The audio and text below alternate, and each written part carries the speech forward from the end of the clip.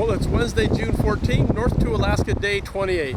Well, once again, we got up early, had a quick breakfast, and took the truck down to the Dodge dealer. We hung out in the customer lounge for a couple hours, drinking some of their coffee. Then we had the courtesy shuttle take us to downtown Anchorage. That's the touristy area. It was kind of cold and blustery, and our plan was to kind of hang out in this big indoor mall they have there. But we hadn't been inside very long before we got kicked out. Well, getting kicked out might be a bit extreme. We, of course, had cash with us, and we weren't in there very long before a very nice gentleman wearing a suit, I think he was head of security, politely told us that only service animals were allowed in the mall, not pets, so we weren't going to be able to stay. Now, as you may expect, Anchorage does not have a lot of sidewalk cafes, so going somewhere and having a nice lunch wasn't really an option either, again with cash. I guess we were planned for that a little bit. We brought some sandwiches and snacks, so at least we weren't going to starve to death.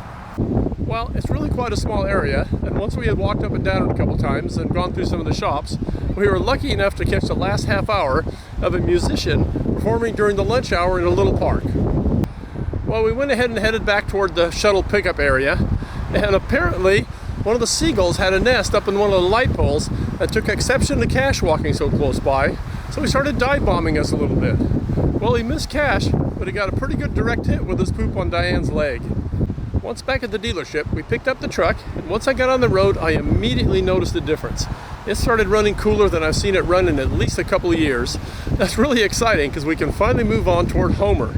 Homer's a ways down further on the Kenai Peninsula, and it's not really that many miles, but how far we get tomorrow depends on how many interesting things we find to do along the way.